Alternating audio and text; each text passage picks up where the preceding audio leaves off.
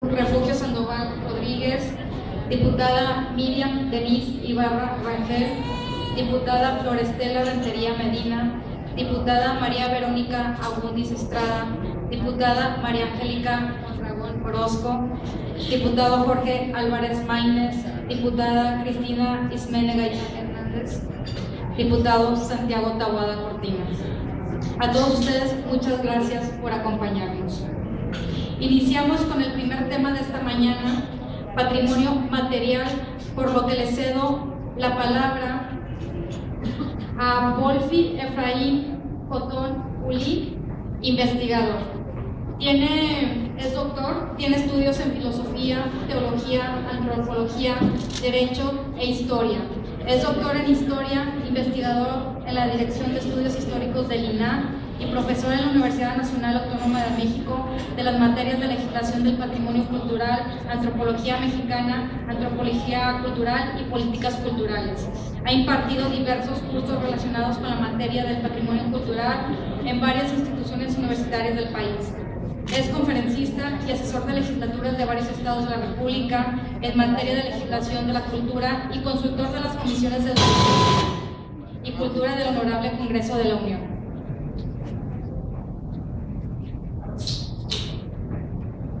Sí, adelante, por favor. Permítame.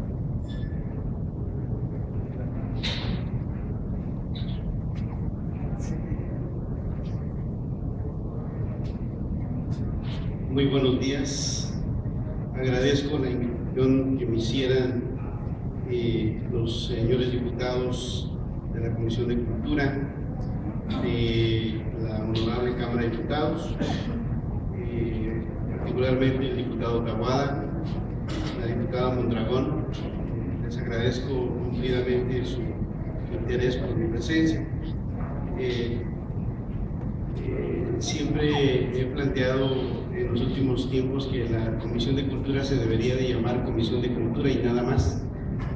Yo creo que la de cinematografía raya en lo discriminatorio, porque la cultura no se conforma solo de cinematografía, tiene muchas expresiones más, ¿no? Pero bueno, es un breviario. Yo quisiera hacer referencia a tres cuestiones: el problema teórico, muy brevemente, el tema de la legislación de esto que llamamos patrimonio cultural en México, y ahora el tema que nos convoca, que es el tema de la legislación en materia de cultura. Primero, yo creo que cuando hablemos de legislación del patrimonio cultural, en primer término nos llama la prudencia. Nos llama la prudencia porque desde mi punto de vista este tema se ha convertido en una moda, de tal manera que ahora prácticamente a todo se le llama patrimonio cultural. Y lo más triste es que los efectos que eso implica, francamente, no se ven. Históricamente, México ha seguido una tradición. Esa tradición deviene del siglo XIX, en el cual optó por darle concreción a una parte de eso que ahora conocemos como patrimonio cultural, que son los monumentos arqueológicos, artísticos, históricos y paleontológicos, que han seguido una tradición jurídica desde el punto de vista federal.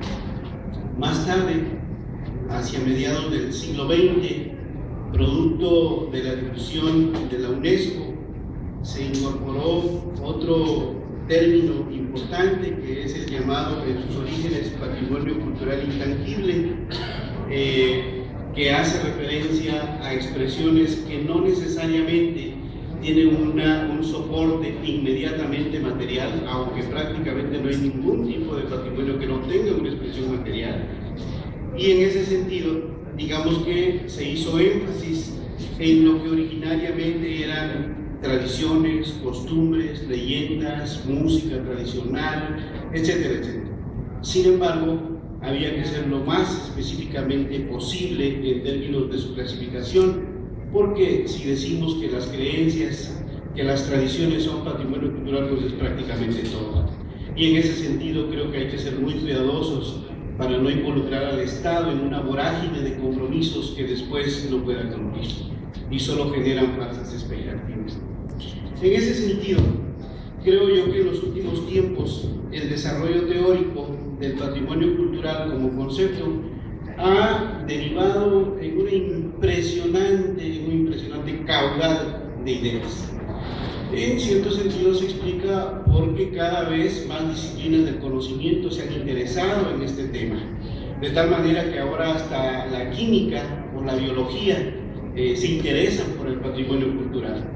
Entonces creo que en ese sentido eso es bueno, porque sin duda alguna el patrimonio cultural está siendo observado, está siendo analizado desde una multiplicidad de aristas teóricas, desde una multiplicidad de puntos de vista disciplinarios del conocimiento.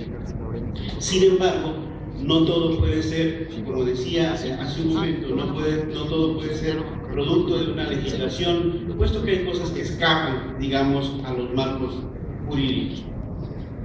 En ese sentido, pues, terminaría esta primera parte referente al problema teórico en el sentido de que, de mi experiencia, que francamente es muy modesta, yo diría que mínimamente para comprender la dimensión de lo que es el patrimonio cultural habría que ubicarse en 3 niveles de análisis.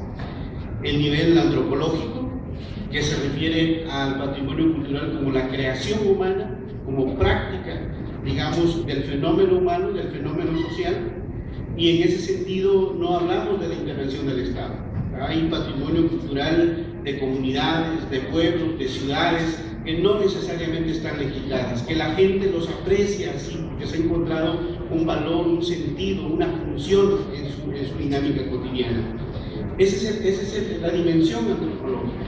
Por otro lado está la dimensión histórica, y la dimensión histórica nos lleva a explorar desde cuándo tenemos evidencia, desde cuándo tenemos noticia de que se empiece a hablar del patrimonio cultural.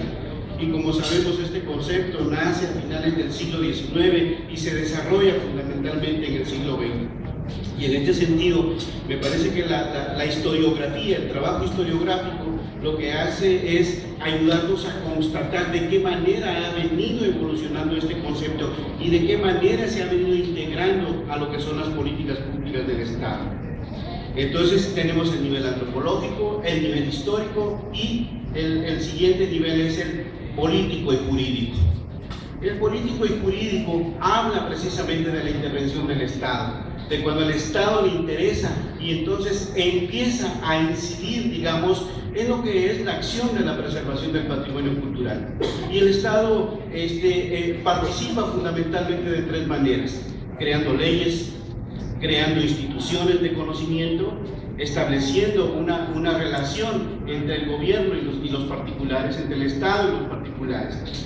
En ese sentido, me parece que empieza a generar un conjunto de políticas públicas que posteriormente vamos a ver cómo estas están condicionadas por el sistema ideológico y por el sistema político y también fundamentalmente por el sistema económico. Por eso me parece que la prudencia histórica que ha permeado a la experiencia mexicana es muy interesante, en tanto que no ha pretendido abarcar absolutamente todo, sino solo aquello de lo que considero ha visto que es capaz de responder en alguna medida. Y aún así hay serios problemas, y aún así hay severos problemas, porque el patrimonio cultural entendido en sus distintas dimensiones es tan vasto que rebasa cualquier intento de preservación, dado que no basta con que estén las leyes, no basta con que haya instituciones, sino que tienen que involucrar cada vez más y más la participación de la sociedad. Sobre el segundo punto, la legislación del patrimonio cultural en México. Decía hace un momento que la tradición jurídica de la preservación de esto que llamamos patrimonio cultural ahora, que cada vez se va haciendo más complejo, en sus orígenes tienen un carácter estrictamente federal, por muchas circunstancias que no cabría ahorita el tiempo para explicar. Siglo XIX, por ejemplo, el enorme saqueo que se hizo de las riquezas de México, la enorme destrucción que sucedió en todo el territorio nacional, el poco control que tenía el gobierno, etcétera.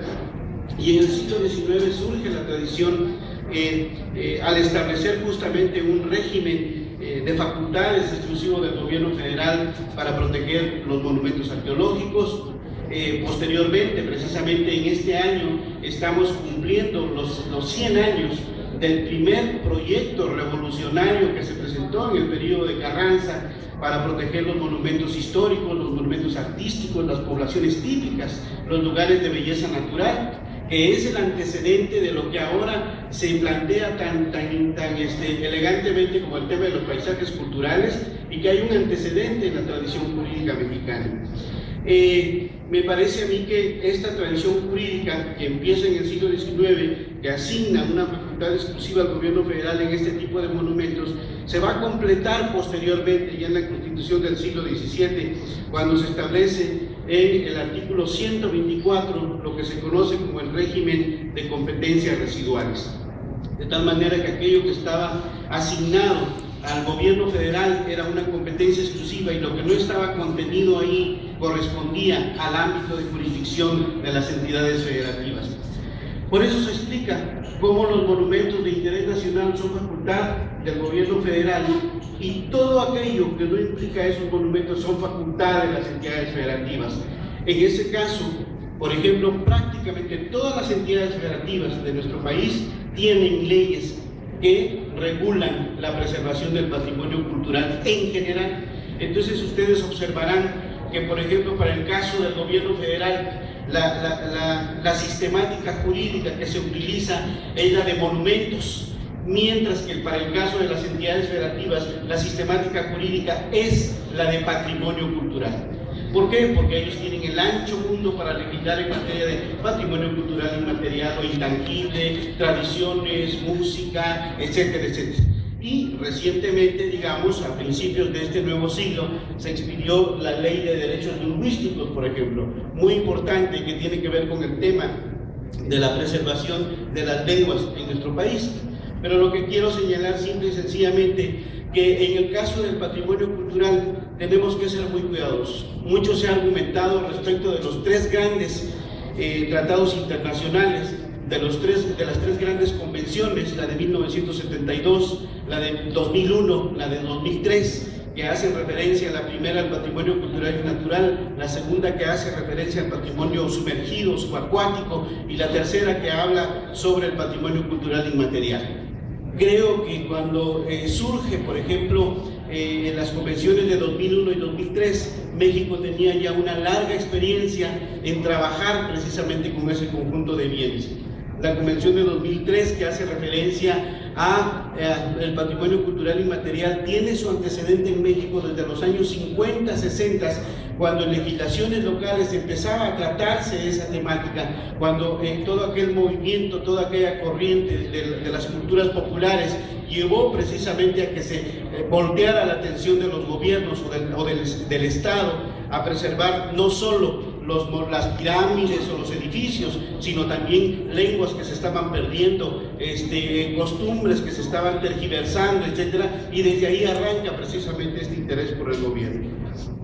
De tal manera pues que yo solo quisiera terminar este punto 2 para pasar al tercero, señalando que en la reforma constitucional que se hizo en el año 2009, de la cual tuve el privilegio de participar, dejamos muy claro que la inclusión del párrafo 11º del artículo 4 de la Constitución implicaría incorporar eso que en su momento se llamó el derecho a la cultura, que no era otra cosa, ya en la interpretación y la discusión, del acceso a bienes y servicios que el Estado preste. Porque el acceso a la cultura no se puede entender como que nos vengan a traer la cultura o nos hagan cultos, porque si no seríamos una bola de incultos que alguien nos tendría que venir a culturizar, entonces eso es absurdo. Entonces, cuando se habla del acceso a la cultura, se hacía referencia a los bienes y servicios que el Estado presta, y eso había que ir incrementando, había que buscar equidad, había que buscar mayor justicia social, etcétera, porque la ley lo podrá decir maravillosamente, pero si la desigualdad es latente, no hay manera de tener acceso a ello. En ese sentido, en la reforma constitucional de 2009 se incluyó otro concepto fundamental, que es el concepto de los derechos culturales. Y los derechos culturales hacían concreto la manera de cómo defender precisamente los derechos culturales que tienen comunidades, pueblos, asociaciones, colonias, barrios, etc. Nada más que para eso había que avanzar justamente en su sistematización, en su positivación, de tal manera que no fuera solo un discurso, no solo fueran, como dicen los críticos de los derechos culturales, no solo fueran anhelos políticos, sino simple y sencillamente que se convirtieran en derechos exigibles, de tal manera que había que construir todo el aparato para darle la posibilidad a los particulares de que si alguien viola, por ejemplo, su derecho humano, su derecho cultural a no preservar su patrimonio cultural, tenga herramientas para ir a exigirlo administrativa, judicialmente y extrajudicialmente, digamos, en el sentido, digo, no extrajudicialmente por su propia mano, sino en el sentido de buscar también otros recursos como el tema de las comisiones de derechos humanos. De tal manera pues que en eso se ha ido avanzando, se ha ido trabajando, de tal forma pues que esto forma ahora parte de estas facultades. Y por último, quisiera encaminarme a terminar hablando del tema que nos convoca ahora, que es este asunto de la Ley General de Cultura. Cuando se reformó el artículo 4 de la Constitución, también necesariamente había que adicionar un párrafo, una fracción, la fracción 29ñ del artículo 73, para ordenar al Congreso de la Unión a expedir las leyes que fueran necesarias a fin de distribuir las competencias concurrentes, las competencias coordinadas del gobierno federal, las entidades federativas y los municipios. Esa es la razón, eso explica por qué estamos dialogando, discutiendo sobre una posible ley general de cultura. Soy consciente de que ha habido discusiones de que si es una ley reglamentaria, de que si es una ley general, de que si es una ley de culturas a secas. Francamente yo esa discusión la considero bizantina, la considero ociosa, porque simple y sencillamente lo que la Constitución ordena es que se expidan las leyes que sean necesarias.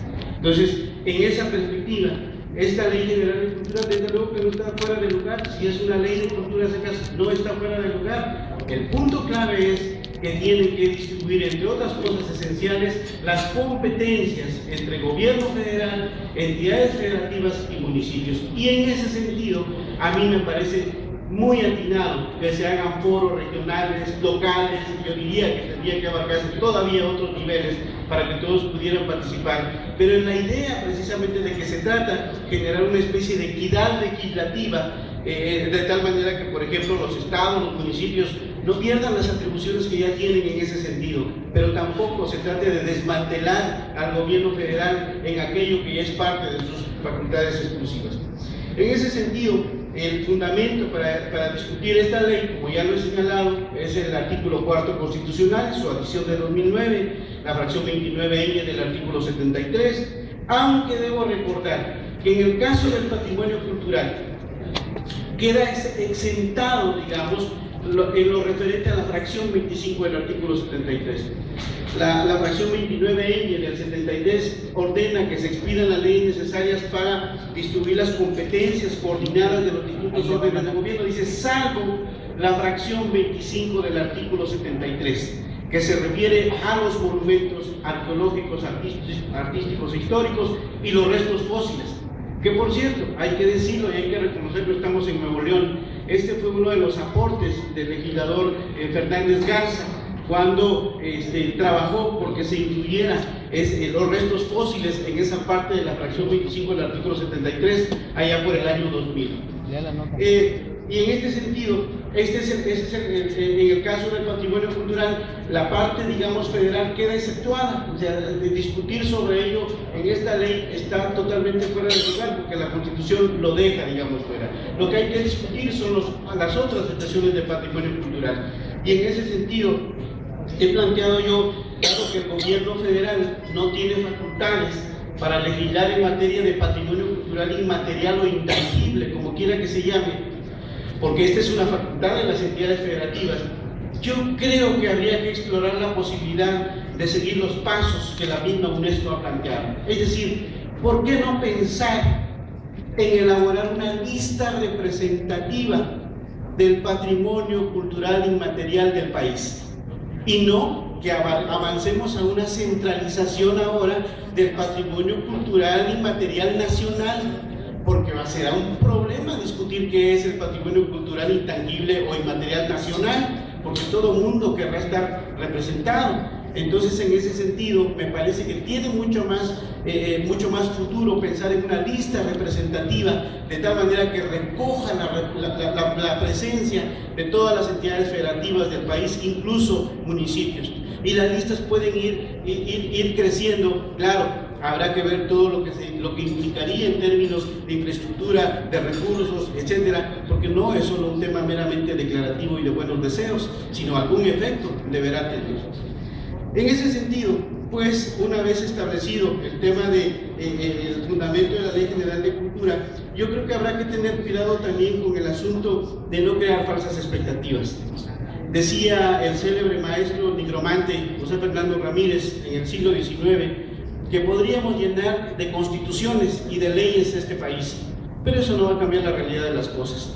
Una ley es solo una herramienta, una ley es solo un instrumento del Estado, eso no va a resolver muchos problemas. Ahora mismo acabamos de ver que ayer se promulgaron todas estas reformas, de estas leyes que combaten, digamos, la corrupción, la famosa ley 3 de 3, etcétera. Yo creo que en ese sentido es muy importante que en esta Ley General de Cultura haya una visión justamente respecto de la transparencia, respecto de la corrupción, respecto de este tema en el ámbito cultural. Pero ese es un vínculo entre legislaciones, no es una materia específica de esta legislación. Habrá que tener la capacidad de vincularla en ese sentido.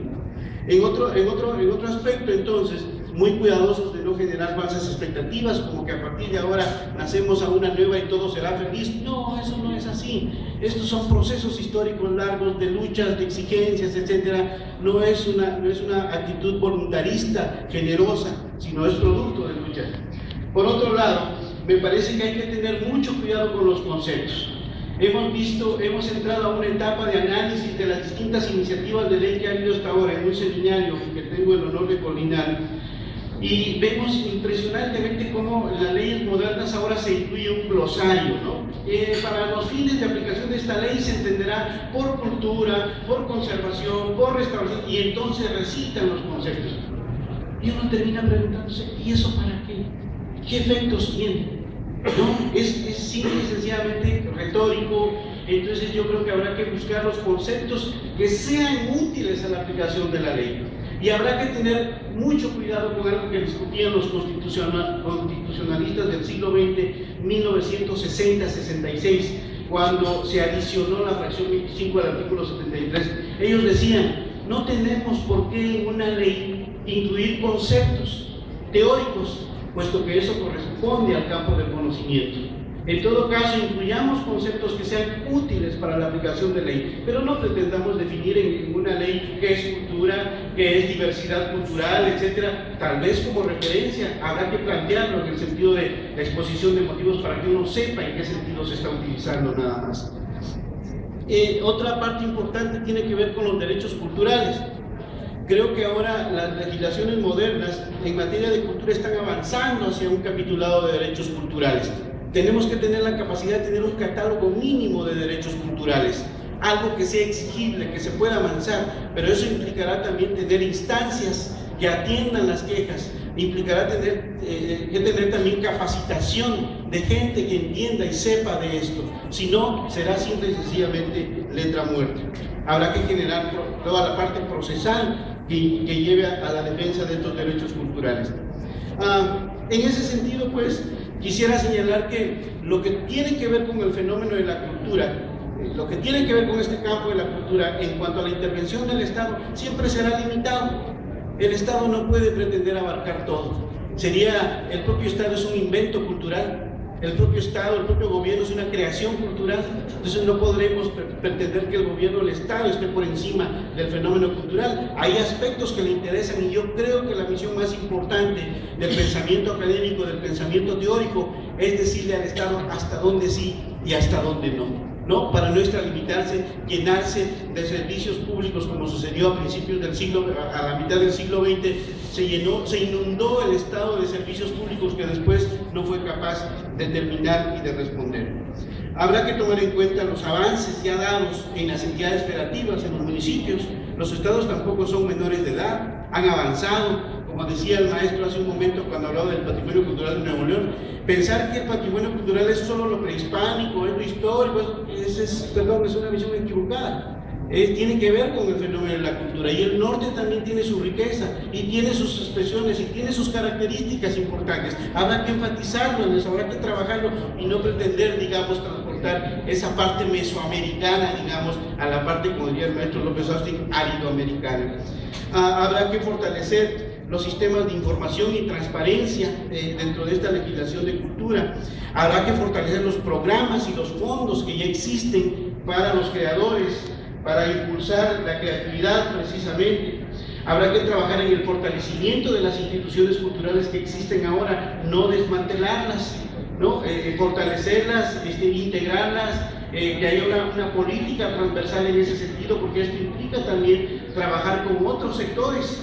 La cultura, si algo tiene que ver, con algo tiene que ver la cultura, es prácticamente con todo, hasta con la vida íntima de la gente, de verdad. Entonces, en ese sentido, habrá que ser muy cuidadosos en las bases de una política transversal, porque implica desarrollo social, porque implica seguridad, porque implica desarrollo urbano, con estos grandes problemas que estamos teniendo de la avalancha del desarrollo, de las inmobiliarias, del turismo descarnado, etcétera. Todo esto me parece que habrá que sentar bases de política transversal. Y por otro lado también hablar de incluir el tema de las industrias culturales. Sí, yo creo que es el momento de reflexionar seriamente hasta dónde sí y hasta dónde no. ¿Cuál es el papel de una Secretaría de Cultura en el ámbito de las industrias culturales? Si su papel será elaborar catálogos de industrias que considera que tienen contenidos, que tienen que especificar, elaborar dictámenes para que después se trabajen con la parte hacendaria en los estímulos fiscales, en las exenciones, todo este tipo de cosas que es por las que luchan. Me parece que es válido, pero tenemos que tener claro cuál va a ser el papel de la Secretaría en ese ámbito, si no será un asunto meramente declarativo. El tema de las bibliotecas, a mí me parece que es fundamental. Tiene que haber una política bibliotecaria o de las bibliotecas públicas muy clara. Yo creo que ese ha sido un ámbito abandonado, descuidado, casi colateral, que se tiene que retomar seriamente y trabajar en el ámbito de los 3 órdenes de gobierno, e incluso vincular a los privados, pero de una manera seria, respetuosa, coordinada, de tal manera que haya una política clara en términos de las bibliotecas en este país. Un aspecto muy importante, y estoy ya terminando, es el que tiene que ver con el vínculo de la cultura y la educación. Hubo mucha polémica con el tema de la creación de la Secretaría de Cultura, y lo digo abierto y públicamente. Yo fui uno de los detractores de la creación de la Secretaría de Cultura. Había argumentos históricos de peso, pedagógicos, de contenido, etc. Al grado de que en alguna mesa llegamos a discutir de que si no teníamos cuidado de fortalecer el vínculo entre la cultura y la educación, corríamos el riesgo de hacer patente el retroceso hacia el siglo XIX.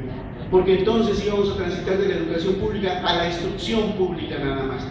Entonces, porque le quitamos el sentido, el tema identitario, etcétera, a este contenido de la educación y la cultura. Yo creo que esta iniciativa tendrá que tener mucho cuidado de establecer bases para crear mecanismos de vinculación entre el sistema educativo y el sistema cultural. Y por último, el tema de la infraestructura y los espacios públicos. Creo que una de las tendencias importantes en este momento tiene que ver precisamente con cómo reutilizamos, reencauzamos y fortalecemos la infraestructura cultural que existe. Y tenemos que, en ese sentido, pensar un poquito en la política vasconceliana en aquellos tiempos, recorrer los lugares casi inhóspitos para que tengan acceso, digamos, a esta infraestructura. Cómo revitalizarla, cómo darle sentido, cómo darle contenido, de tal manera pues que la infraestructura y los espacios públicos sean ahora un lugar donde la gente pueda expresar, tienen que tener ese derecho cultural a expresarse artísticamente en los espacios públicos, eso como parte, digamos, de los derechos culturales. De tal manera que creo que es un buen ejercicio el dialogar sobre esto. El siguiente desafío estará en lo que se recoja de estos foros, y el desafío más importante, lo que se redacte, y el último, lo que se apruebe, porque igual nace como un bebé y termina como un fantasma, ¿no? Porque lo que termina aprobándose es totalmente otra cosa. Y yo diría que en ese sentido la sociedad misma tiene que estar muy atenta a lo que sea el resultado final de ese proyecto de ley. Tenemos que aprender a actuar como verdaderos ciudadanos. Muchas gracias.